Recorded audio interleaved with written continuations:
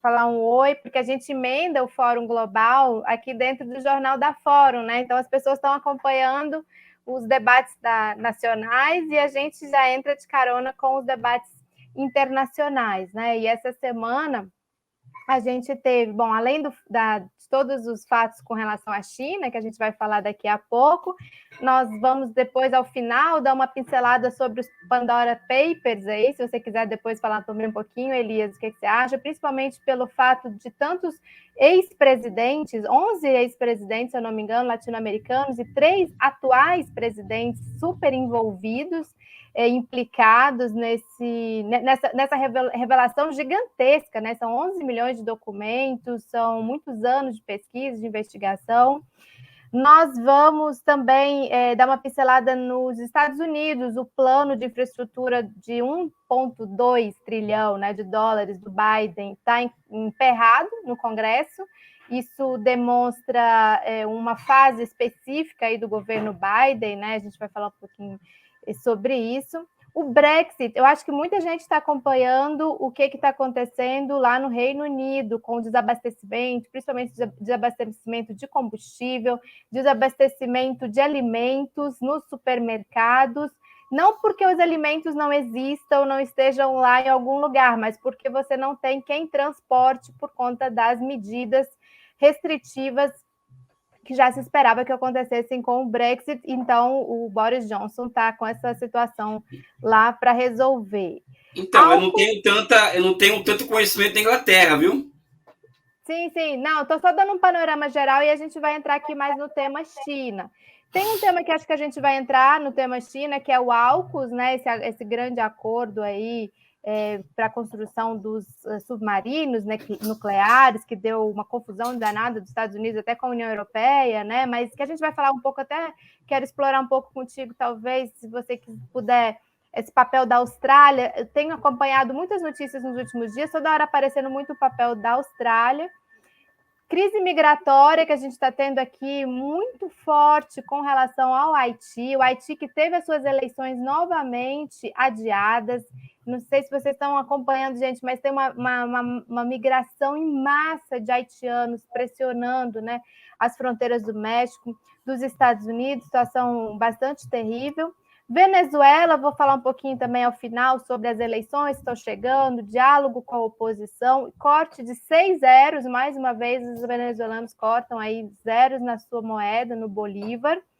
Os 5 anos do acordo de paz na Colômbia, de uma violência, né, e uma violência que só se agrava. E no final eu estava esperando o nosso colunista, o Rogério, para falar um pouquinho com a gente sobre a Argentina e Chile, que também tem eleições, né? E o novo primeiro-ministro do Japão. Bom, esses são alguns dos temas mais candentes na cena internacional. Mas contigo, Elias, e eu queria já te dar as boas-vindas.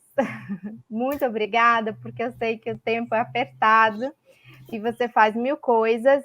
Eu queria situar e abrir a palavra para ti um pouco no seguinte sentido. A China está aí na Semana Dourada, né? Semana Dourada é um feriadão, digamos assim, né? Uma semana em que eles, inclusive, se deslocam bastante, passeiam e comemoram a instalação da República, né? República Popular da China, há 72 anos atrás. E dentro dessa Semana Dourada, no final de semana, houve muito burburinho, houve muita notícia na imprensa sobre um exercício militar realizado ali sobre o Estreito de Taiwan e que teve muita reação, né? Teve reação oficial, assim, dos Estados Unidos, teve reação do novo primeiro-ministro do Japão, justamente quando ele estava tomando posse. Há notícias de que aquele que seria o encarregado de fazer as relações exteriores ali por Taiwan, lembrando que Taiwan é parte da China, é do território da China, mas tem esse governo, né, ali estabelecido, uma governação, uma espécie de governação, e eles fazem uma série de atividades de relações exteriores e pediram apoio à Austrália para no que seria um apoio aí, se houver uma investida militar, se houver um contencioso militar, né? Então, essa outra questão que está pairando, né? Nos Estados Unidos também, uma lei de autorização da defesa, né? Aquela lei que eles aprovam cada ano, tipo um orçamento, né, de defesa, incluiu a questão de Taiwan, inclusive em exercícios militares, né? Aqueles exercícios militares que eles fazem geralmente no meio do ano, entre junho e julho, a cada 2 anos, né, nos anos ímpares. Parece que esse ano foi por agora. Em agosto, incluíram Taiwan e também colocaram a China como ameaça explicitamente, né, nesse redistribuição aí dos recursos que eles fazem a cada ano. E aí tem mais outras coisas de China aqui, Covid, daqui a pouco eu falo de outros temas de China, né, contigo, até para não te assoberbar muito. Mas o ponto central é esse. Algumas semanas atrás, a gente falava muito sobre a questão do Mar do Sul da China, a ida da Kamala Harris para lá, o anúncio, essa questão do anúncio dos submarinos, mas Taiwan sempre mantido também como uma fonte de tensão importante, né, por parte dos Estados Unidos, principalmente. Queria que você compartilhasse com a gente a sua visão, assim, o que está acontecendo neste momento, né? Que fase nós estamos dessa tensão entre Estados Unidos e China e essa situação de Taiwan? Primeiro, boa noite, né? Acho que já pode falar boa noite para todos. Boa noite, Ana Prestes. É um prazer imenso estar com vocês aqui. O que está acontecendo é o que sempre acontece, ou seja, interferência externa nos assuntos da China, a utilização de Taiwan como forma de provocar a China assim, pelo seu ponto mais fraco.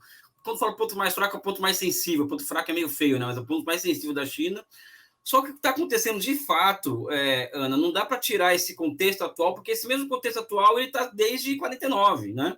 Sabe? O que está acontecendo hoje, eu acho, é que Taiwan ela é a ponta de lança da guerra tecnológica entre China e Estados Unidos, ou seja, a única fábrica do mundo capaz de produzir chips de 5 e 7 nanômetros, ou seja, que nada mais é do que chips menores do que o vírus, está localizada em Taiwan.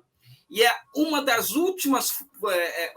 dos últimos obstáculos para que a China alcance a fronteira tecnológica plena em relação aos países capitalistas desenvolvidos. Quis o destino, né, que essa empresa fosse até a SMC e estivesse localizada em Taiwan, né, que tem todo esse imbróglio que está envolvendo a China. Então, junta uma questão que é puramente geopolítica, que é histórica, que essa questão que envolve essa nação artificialmente construída a partir da sétima frota ali no centro de Taiwan, que impõe uma lei ao país, ou seja, a Constituição de Taiwan ela é redigida pelos Estados Unidos, que combate todas as forças anti-imperialistas dentro de Taiwan, quando ele se instala, ou seja, não é uma construção histórica Taiwan, vamos dizer assim, né? Sabe? Então, além de tudo isso que a gente já conhece, vou ficar aqui até amanhã falando, tem esse componente que Taiwan é o lugar mais perigoso do mundo hoje, porque ela é a ponta de lança é o último obstáculo para que a China alcance soberania tecnológica plena, né? Então, ou seja, é o sonho de qualquer país periférico, assim, com projeto de desenvolvimento, alcançar soberania em matéria de financiamento da produção e soberania tecnológica. E Taiwan, ela encontra matéria-prima, vamos dizer assim, para que a China alcance essa condição. Então, o que está acontecendo de fato é isso, né? E os americanos sabem disso, né? Eles sabem disso e talvez eles joguem com a possibilidade de uma guerra entre China e Taiwan, ou seja, é uma possibilidade do Kuomintang perder as próximas eleições, o Partido Liberal lá, liberal democrático, se não me engano o nome do partido, declarar a independência e aí atravessa-se a zona vermelha que a China estabeleceu com Taiwan, que é a seguinte, olha, declarou a independência, nós podemos partir para soluções não nada convencionais, né? Então, acho que basicamente é isso que está acontecendo em Taiwan, porque não dá para retirar de contexto essa questão da guerra tecnológica, né? E Taiwan é o centro dela hoje, né? Eu entendi. Agora, você percebe que houve uma mudança de fase ou de aumento da tensão? Porque, olha, só essa semana, Elias, A Índia soltou um relatório sobre, lembra aqueles conflitos lá na região do Himalaia, que ano passado, no ano pandêmico, né, lá na região de Ladakha, que ali naquela região extremamente ainda conflituosa, porque ali não há uma definição territorial, né, ali é um contencioso territorial antigo, que houve morte, inclusive, no enfrentamento, né? Então a Índia soltou um relatório falando, colocando toda a culpa na China, né? Essa fala do primeiro-ministro japonês, o novo primeiro-ministro, que era o anterior chanceler, né? A fala também do governo da Austrália, no sentido de respaldar o Taiwan, né? No sentido de alertar a China, né? E os próprios Estados Unidos também, né, se pronunciaram. Essa aliança aí, Estados Unidos, Reino Unido, Austrália, né, Japão e a própria Índia, você acha que o Biden está conseguindo estruturar essa coordenação? Ele tem tido mais dificuldades de coordenar com a Europa, né? Tanto o G7 foi uma prova disso, aquela ida dele para o G7, agora essa questão com a França, né? Porque acabou que rompeu um acordo ali, Austrália e França, pela produção dos submarinos. Você acha que o Biden ele está dando passos mais assertivos, mais fortes ou mais consistentes do que porque o Trump, a minha impressão é que ele ficou muito naquela questão da guerra comercial com a China, né? Toda semana a gente dava notícia de avanços na questão da guerra comercial. Você acha que nessa questão militar e geopolítica, o Biden tem conseguido coordenar melhor esse campo no sentido de pressionar mesmo a China no seu território, né, no seu local ali, né, geográfico? Ana, sim e não, né? Por que eu estou dizendo isso? Porque existem níveis de contradição entre esses países mesmo, Japão, Austrália, Estados Unidos, Índia, porque, por exemplo, boa parte do que o Japão exporta é para a China. Né? Então, o Japão não pode também.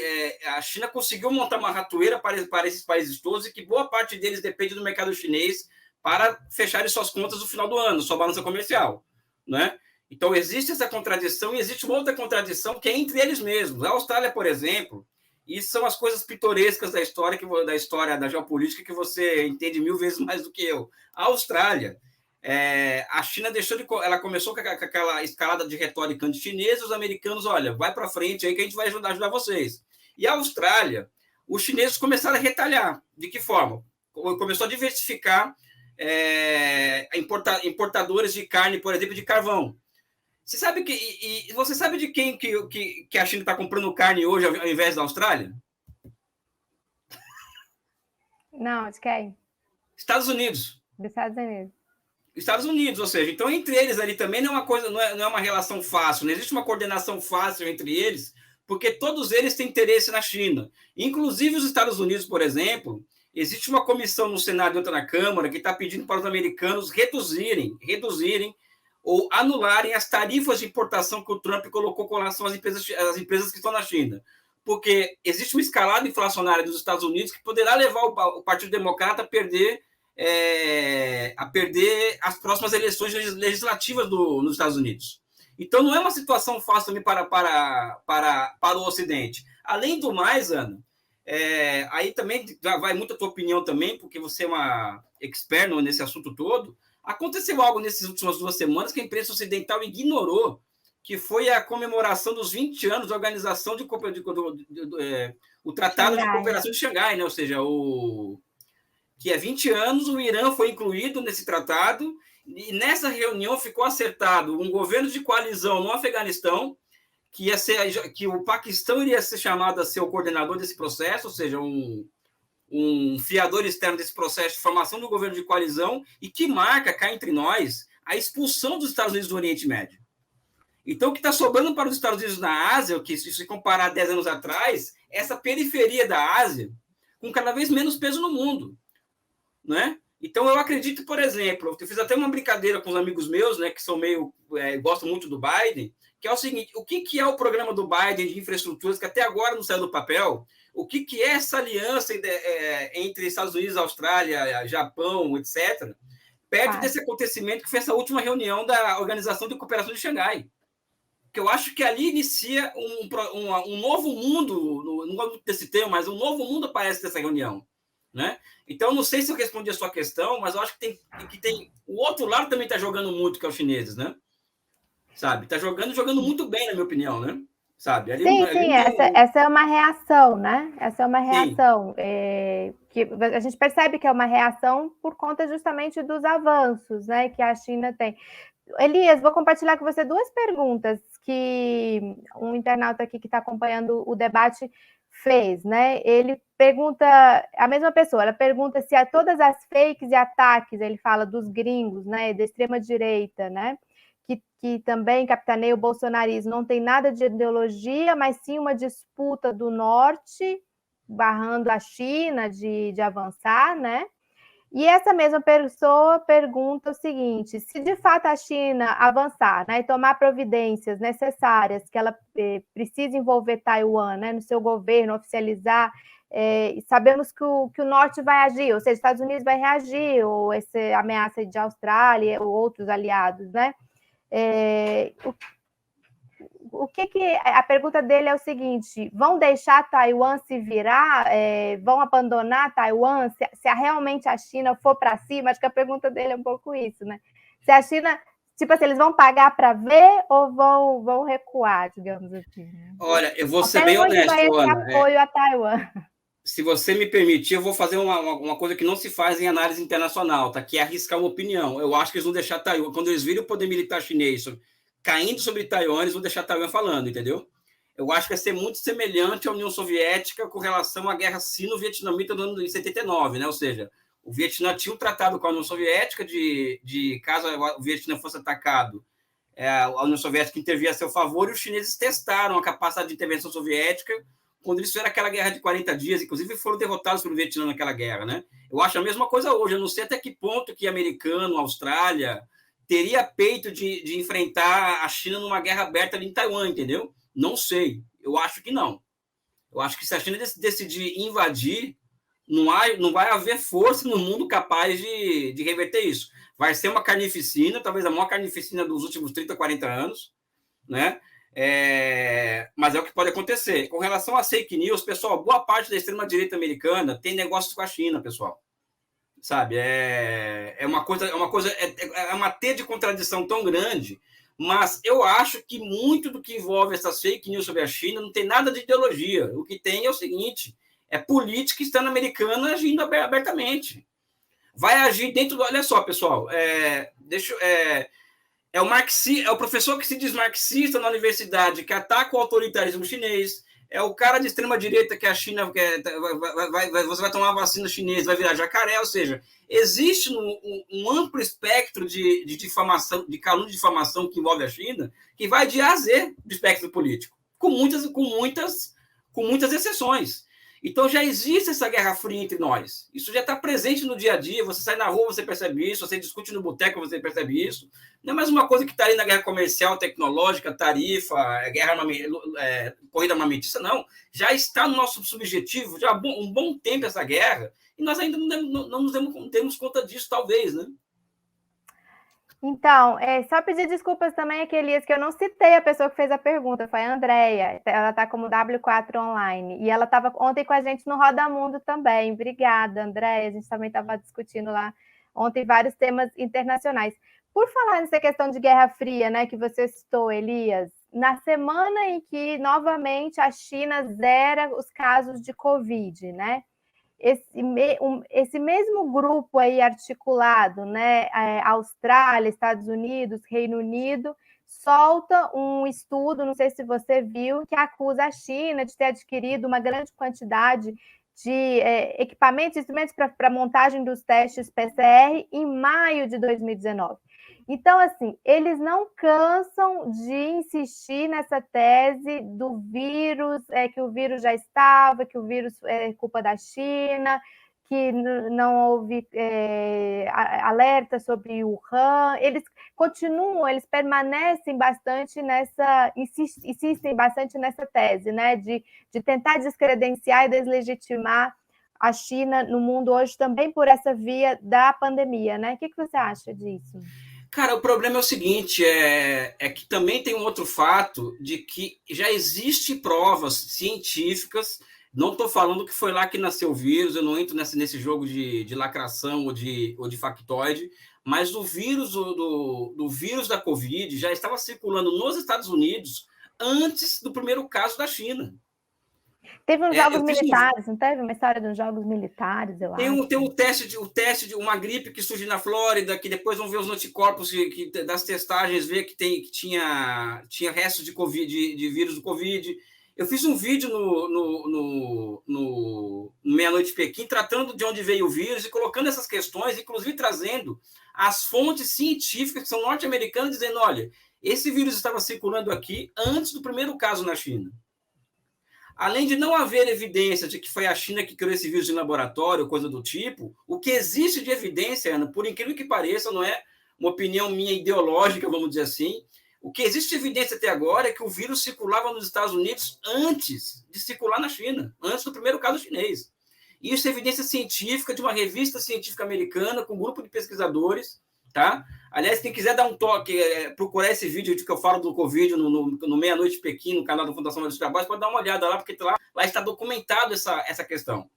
Então, eles vão jogar com essa massa de propaganda sobre a China, de que a China foi o vírus chinês e tal, o tempo inteiro, né? O tempo inteiro. Isso aí já era esperado, mas o que existe de evidência mostra possivelmente o contrário, né? Ou seja, que talvez tenha saído dos Estados Unidos esse vírus, e não da China, né? Talvez, eu não falo que é porque...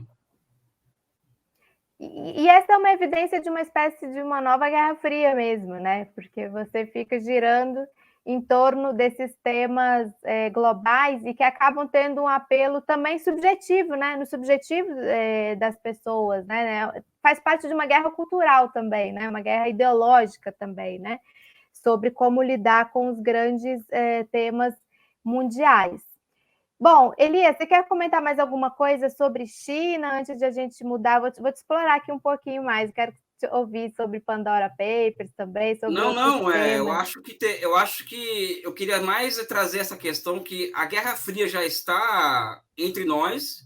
Eu falo para as pessoas, eu comento assim com as pessoas, entre amigos, né? Mas estou falando aos offs que a gente dá para 10 mil pessoas, né?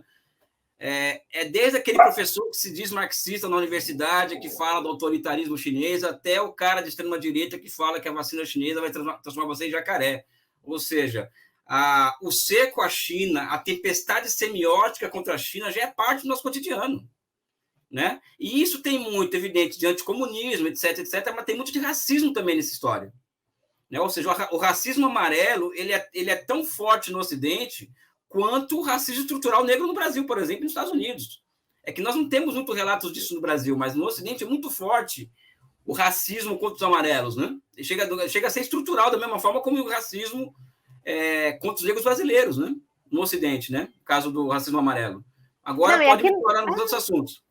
Aqui no Brasil também a gente viu muito, a partir do próprio governo, né, do Weintraub, do próprio Eduardo Bolsonaro, esse povo todo e quem os apoia, né, esse tipo de xenofobia, de racismo, né, a partir de explorando essa situação. Eu queria agradecer aqui Renato, Fábio, tem uma série de pessoas. Tem uma pergunta aqui que ele fala assim: já podemos falar que Estados Unidos e China são inimigos? Acho que sim, né? Acho que é uma pergunta que está aqui, já está.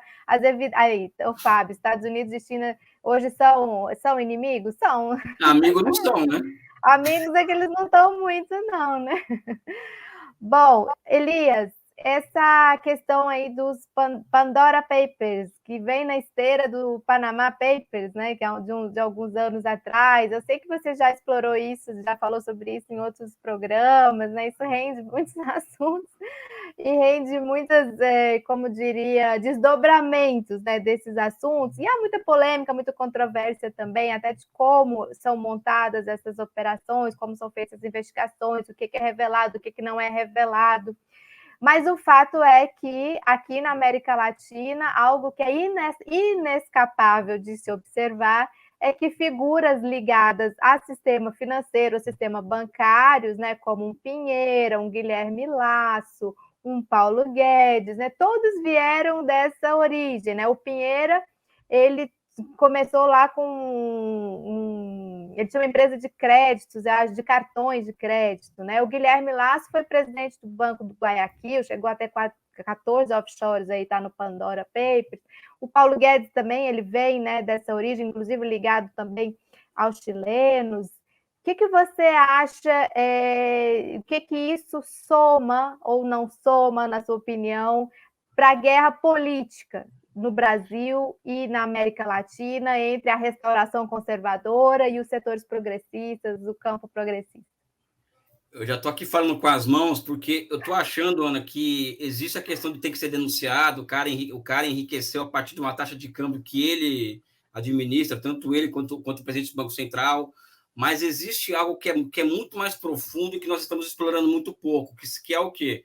Que são as opções macroeconômicas que o Brasil e os outros países da América Latina foram obrigados a fazer, né, para terem acesso a créditos no FMI nos anos 80, 90 e 2000. Entre essas opções macroeconômicas está a abertura da conta de capitais, ou seja, é a possibilidade de você colocar dinheiro dentro do país e tirar a hora que você bem entender.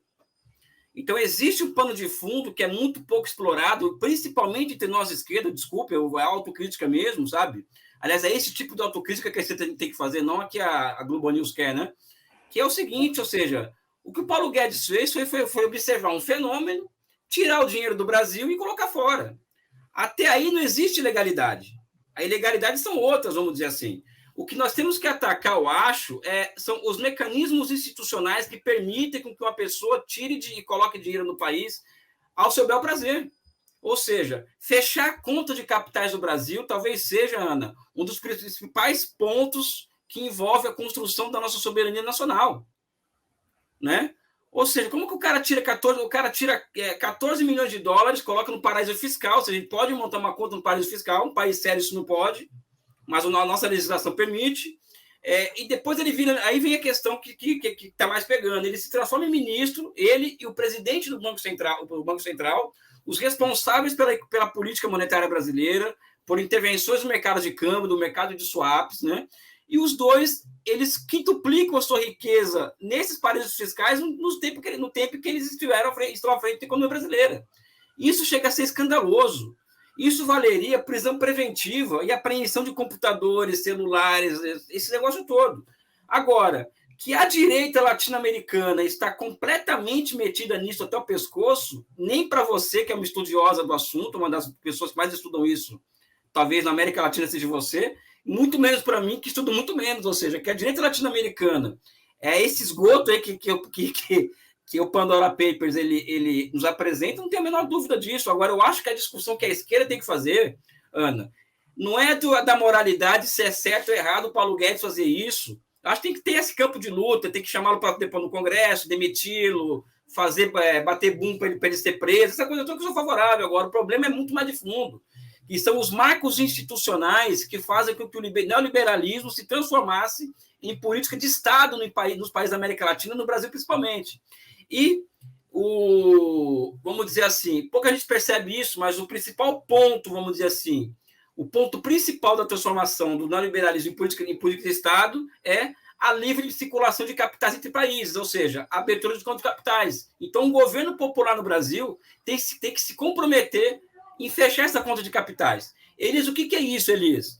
Se você fechar sua conta de capitais, você vai tornar proibitivo a saída e a entrada de capitais especulativos no Brasil. Isso vai transformar a taxa de câmbio em um preço macroeconômico muito mais estável e muito mais previsível para quem precisa observar esse preço macroeconômico para fins de investimento, por exemplo. Com a conta de capital aberta, a taxa de câmbio fica muito volátil. Isso atrapalha decisões de investimento, por exemplo. E você mexe na taxa de juros, mexe na inflação. Então, chega a ser criminoso um país como o Brasil ter a conta de capitais aberta. E, por fim, Ana, aí você conhece sabe? A direita latino-americana é esse esgoto aí que esses papers estão mostrando. Esse é esgoto, né? O capital financeiro era o esgoto, né, pessoal? Não tem outro nome. Desculpa eu usar esses termos aqui, pessoal. Até o Vargas Llosa está lá, né? Deixa eu te perguntar, aproveitando, você falou de Brasil, né? Fechar a conta de capitais, uma coisa que a gente estava discutindo ontem num debate de uma outra roda dessa de conjuntura internacional que eu participo, né? Do Roda Mundo. A gente estava conversando sobre integração sul-americana, integração latino-americana, né?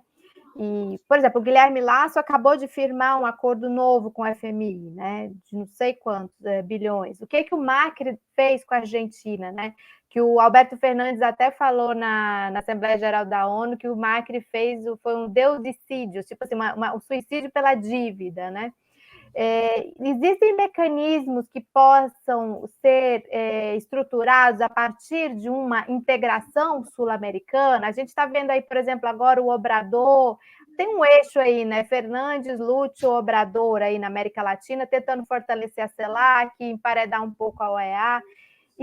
No futuro ideal, digamos assim, para o qual nós lutamos, né? De uma integração latino-americana, né, com uma agenda social, uma agenda de justiça social, de soberania. Existem mecanismos que podem ser adotados para blindar a nossa região, digamos assim? Eu acho que existem vários mecanismos, Ana. Em certa medida, o que eu sempre falo, algo que você está falando no mundo dos sonhos, né? No meu mundo dos sonhos, que eu evito pensar dessa forma, que é muito positivista, mas a gente é ser humano e sonha, né? Você tem que ter um banco da América do Sul. Um banco, por exemplo, para promover toda a ligação energética da América do Sul. O Brasil, Bolívia, Venezuela, você tem gás e petróleo na América do Sul inteira. E rios caudalosos na América do Sul inteira, você não consegue integrar isso. E ao lado disso, eu acredito, ou seja, além de um banco que financia o longo prazo, que cria uma moeda comum para financiar o longo prazo, eu acho que existe uma outra tendência que pouco se percebe no mundo, né? Que é a tendência da transformação que a China está se demonstrando com a nova rota da seda em uma imensa, vamos dizer assim, exportadora de bens públicos. Caberia a América do Sul e não a Argentina sozinha fazer como ela está fazendo, ela não tem jeito, ela está certa, né? Combinar um jogo com a China em que a China ela promoveria assim, investimentos da ordem de 100, 200, 300, 400 bilhões de dólares na integração física da América do Sul, só que não somente exportando esses capitais e investindo aqui, mas também transferindo as tecnologias de trens de alta velocidade e outras tecnologias e indústrias, vamos dizer assim, relacionadas a esse tipo de empreendimento.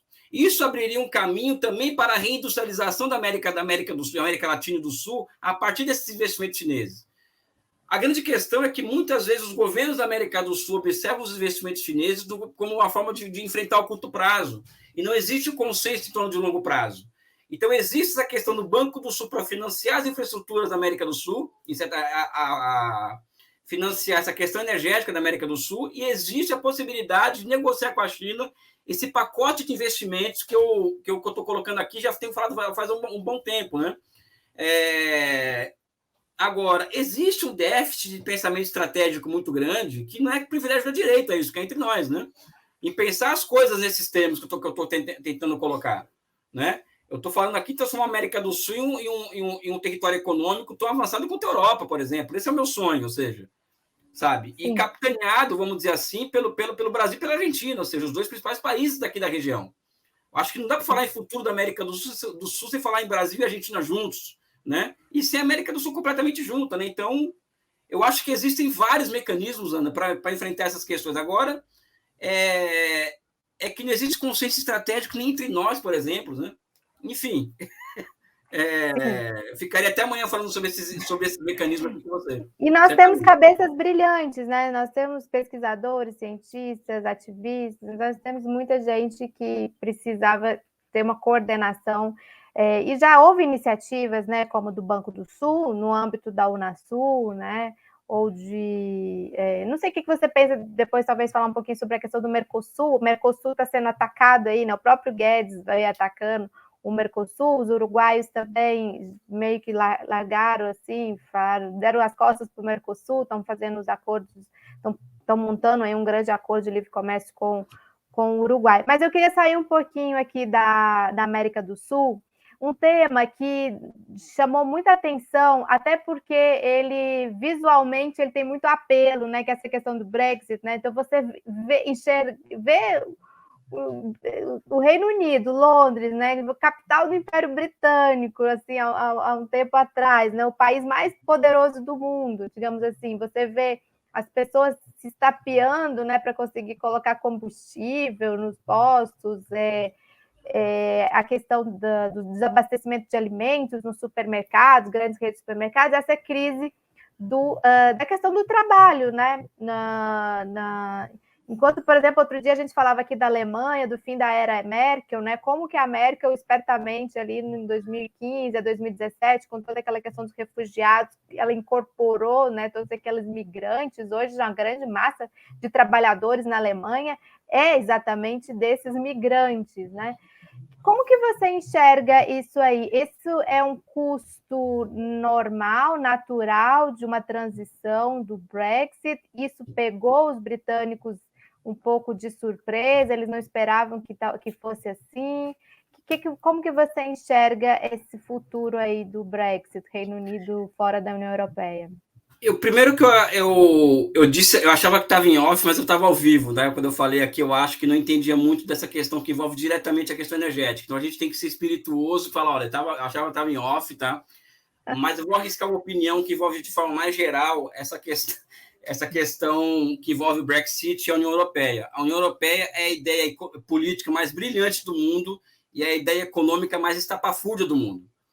Né? Esse que é o X da questão. Por quê? Porque a Inglaterra ela sabe, por exemplo, que não pode que não tem como concorrer com a economia alemã e nem com a economia, e até certo ponto nem com a economia francesa. Então ela não entra na União Monetária desde o começo, tá? Enquanto que a Europa, por exemplo, a Europa, hoje a União Europeia, ela impõe regras fiscais aos países que tornam o investimento produtivo em um país como Grécia, Portugal, Espanha altamente proibitivos, ou seja, o que significa que hoje a Europa, cá entre nós, é uma colônia alemã, em certa medida. Né? Quem dirige as finanças da Espanha, da Grécia, da Itália, é o quê?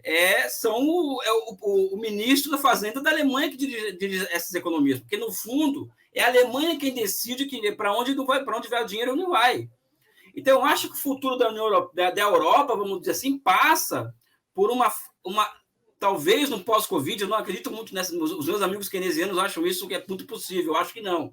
Né? Uma flexibilização das regras fiscais, tá? Dos países que compõem a zona do euro, de forma que os países tenham mais autonomia monetária para decidir sobre os seus próprios investimentos. Tá? Achar que vai acabar com o euro é muito difícil, porque, por exemplo, um país como a Grécia, quando teve a chance de sair da zona do euro, não saiu, o que permitiria com que ela tivesse autonomia para suas exportações, ter uma política monetária própria. Então, eu acho que o futuro da União Europeia, ou seja, é um pouco isso, ou seja, vai ter ou não vai ter flexibilização das regras fiscais para os países da zona do euro, que capacite aqueles países a fazer investimentos. Caso contrário, o que vai acontecer é o seguinte: quem vai fazer os investimentos necessários para que a zona do euro continue a existir, principalmente a periferia, é a China. Olha que treta que, como diz aqui no olha que treta que os europeus estão envolvidos. A Alemanha não quer abrir mão das regras fiscais que mantém os países da zona do euro sob sua colonização, ao mesmo tempo que não sobra alternativa para esses países a não ser recorrer à China para poder fazer obras de infraestrutura, como na própria Espanha, na própria Itália, na própria França. Olha que interessante, olha como o mundo é curioso nesse aspecto, né? Ano passado, você lembra que o Xi Jinping participou pela primeira vez de uma reunião com todos os 27 estados, né, promovido pela Angela Merkel, que estava, inclusive, na presidência interina, pro tempore, né, ali da União Europeia, a última presidência dela. Então, essa aproximação com a China, ela é clara, notória. Tanto é que quando o Biden esteve lá no G7, foi criado um certo incômodo, né? Porque o Biden queria dar um tom mais duro, né? De rechaço. Aí eles colocam toda aquela pauta de, entre aspas, direitos humanos, queriam colocar lá com força Xinjiang, Hong Kong, Taiwan, essa coisa toda. E os europeus seguraram, né, a onda, França, Alemanha, porque eles também, né, e os demais países, né, parece que a Itália também está com muita cooperação com a China, se eu não me engano, pelo que eu estava vendo, e é isso que você falou, desculpa, eu te cortei. Não, você é muito brilhante, Ana, então você pode, as pessoas brilhantes como você, para ajudar na nosso argumento, porque eu vou remontar um pouco a história, que o Lenin ele teve a conferência de Gênova, logo depois da Revolução e tal, em que o Lenin já está elaborando sobre o papel do papel das relações comerciais entre capitalismo e socialismo para o futuro do mundo e o futuro da disputa entre capitalismo e socialismo. O Lenin já elaborava sobre essas questões, né? É uma obra meio que censura branca que rola sobre as obras do Lenin nesse aspecto. E o Lenin diz o seguinte: olha, pessoal, nós temos que aprender a fazer, nós temos que ir para essa conferência como comerciante, fazer negócios e trazer o capitalismo para fazer negócios no nosso campo, que é o campo da planificação do comércio exterior. Cara, ninguém faz isso, ninguém realiza tão bem essa abstração do Lenin quanto a China hoje. China, exato. Ou seja, a China, ao planificar o seu comércio exterior, né, ao se transformar numa fábrica do mundo, assim, ela se programou para isso. Ela armou uma ratoeira em que o mundo capitalista inteiro não tem como sair dessa ratoeira. E isso, Ana, eu vou dizer o seguinte, eu não sei se você concorda comigo, talvez nunca tenha falado com você pessoalmente sobre isso. Isso, para mim, é a luta de classes em seu nível mais alto, mais elevado, não é? Que no mundo hoje, ou seja, essa forma como os chineses deram um nó nos países capitalistas, de forma que qualquer sanção contra a China tende a cair no curto e médio prazo. Eu acho que falta, por exemplo, a gente analisa a luta de classes, às vezes, num âmbito muito num baixo nível de abstração, quando a grande luta de classes que existe no mundo hoje, eu acho que são duas. Eu acho que essa em torno das tecnologias de semicondutores e outra que é essa em que os chineses engoliram o Ocidente. Então vai o Biden lá, faz aquele discurso em Cornualha, aquela coisa que parece década de 50, né, depois da Guerra Fria, e ninguém quer na dele, porque, pô, o que os americanos estão oferecendo ao mundo além do que eles entregaram no Afeganistão? Então, a Angela Merkel é tudo menos burra, né? Enfim, cara, é um lance, é fascinante estudar essas coisas, né? Então, enfim.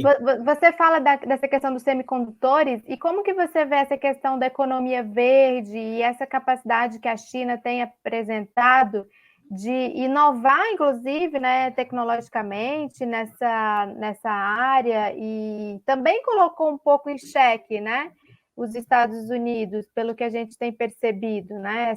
Os americanos estão tentando reagir, mas há um impasse aí, né? Nessa questão da... Não sei se eu estou sabendo me fazer explicar, assim, porque parece que até na produção de placas solares, dessas hélices da energia eólica, né? Parece que os chineses estão desenvolvendo muito rapidamente, né, a capacidade de produção desses equipamentos que vão ser extremamente necessários nesse mundo pós-pandêmico, digamos assim, que a gente parece que um dos temas centrais vai ser a questão das mudanças climáticas, né? Então, Ana, aí a explicação para essa questão da China tem vários aspectos, né? A primeira delas é a natureza do Estado chinês, que ele é impermeável ao lobby, então não existe o lobby do carvão, o lobby do petróleo, como nos Estados Unidos, ou seja, qualquer mudança de matriz energética nos Estados Unidos vai esbarrar no lobby do petróleo, no lobby do carvão, que é muito forte nos Estados Unidos. Então, o Estado chinês, como ele é um Estado de outro tipo, de outra natureza, ele é impermeável a esses lobbies. Acho que esse é um ponto fundamental para analisar as diferenças entre China e Estados Unidos em relação à implementação de energias limpas e renováveis. A outra é que a China conseguiu construir, ao longo dos últimos 40 anos, um imenso sistema empresarial estatal, composto por 96 conglomerados empresariais estatais. Como é estatal e pega financiamento em banco estatal em moeda, vamos dizer assim, chinesa, aí eu elaboro um termo aqui que eu falo isso de vez em quando, mas nem sempre, mas eu vou voltar a falar aqui. Eles podem construir empresas fora do chamado sistema de preços, ou seja, empresas que podem dar prejuízos por 20 anos, que elas, uma hora, elas vão passar a ser úteis. E as empresas voltadas à energia limpa, a tudo isso que você vê, por exemplo, de placas, isso e aquilo, a China montou há mais de 20 anos, e hoje ela está colhendo os frutos disso. A China hoje é o país do mundo que mais investe nesse tipo de energia, em fontes renováveis de energia, em indústria verde. Ela investe sozinha mais do que o resto do mundo inteiro junto. A China hoje planta 2,5 vezes mais árvores do que o resto do mundo inteiro junto. Então, a natureza do Estado chinês e a natureza do sistema empresarial chinês, que eu acho que a esquerda pouco dá atenção para isso, deveria dar um pouquinho mais, porque o socialismo, pessoal, não sei se a Ana também concorda, tem três, tem coração, tem alma e tem coração, alma e tem mente. A mente é o Partido Comunista, o coração são as grandes empresas estatais e a alma pode ser o sistema financeiro público, ou seja, não existe o socialismo sem esses três elementos. E pode discutir outros, né? Mas você falar em socialismo, tem grandes conglomerados empresariais estatais, na fronteira do conhecimento, disputando com os países capitalistas centrais, um sistema financeiro público capaz de financiar obras no longo prazo, e um partido comunista no poder evidente, comprometido com a estratégia socializante, a gente vai estar falando de tudo menos socialismo, vai estar falando de uma utopia, do mundo bonito, do mundo belo, mas não existe socialismo fora desses parâmetros. Ela exerce a minha luta intelectual que eu tenho travado, que você testemunha já há mais de 20 anos dentro da própria esquerda, que é uma discussão, Ana, que eu vou entrar aqui, se você me permitir, que o desenvolvimentismo chinês, o chinês, ele deveria nos levar a repensar os parâmetros hoje do que é capitalismo e do que é socialismo, né? Eu acho que nós temos que a história está rolando diante da gente na China, né? E a gente não está tendo condições de olhar, porque a gente está ainda observando ainda com teorias do século XIX, século XX, né? Quando existe uma necessidade hoje de uma reconceituação que é produto do movimento real, né? Ou seja, o conceito se manifesta no movimento real, né? Então, acho que o nosso campo político ainda deve uma elaboração sofisticada ainda sobre esse fenômeno chinês, né? Sim. Bom, e dentro dessa nossa tentativa de atualização teórica, né, mas ainda existem também algumas chaves aí explicativas que ajudam a localizar, desde Lenin, né, esse mundo que está aí, né, esse mundo que está aí desse imperialismo norte-americano, que a partir desse sistema capitalista que vai gerando essa fase, e acho que a gente está partindo para uma fase desse imperialismo, que aí eu concordo contigo, talvez Lenin, pelas limitações das suas circunstâncias históricas de um século atrás, não tinha os elementos, né?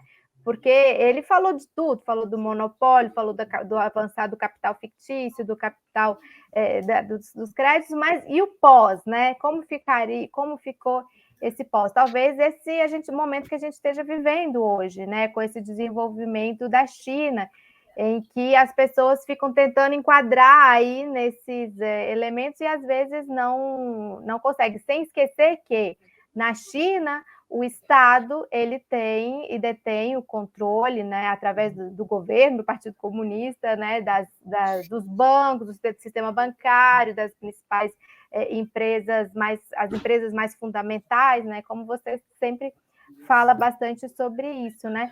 Elias, você quer dar um spoiler aí do seu novo livro? Não? Estava falando um pouquinho, a gente já estava online. Pode falar também um pouquinho dos seus vídeos na TV Grabois. Faz o seu merchan. Pessoal, eu estava achando que estava em off e falei um monte de coisa. Espero que não tenha revelado nada sobre a minha vida privada aqui durante a nossa conversa, tá, pessoal? É brincadeira, pessoal. Tanto eu quanto o Ana estamos com programas no canal da Fundação Maurício Grabois, né? O programa que eu lanço ao ar é toda segunda-feira, ao meia-noite de Pequim.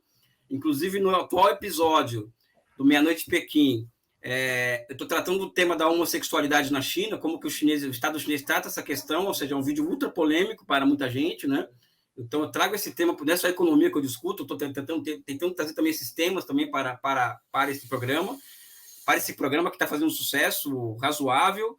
Acho que de terça-feira, a Ana tem o programa dela sobre o Miramundo, que é um programa espetacular assim, sobre política internacional, que eu acho que é uma das coisas mais interessantes que tem na internet brasileira sobre esse tema, né?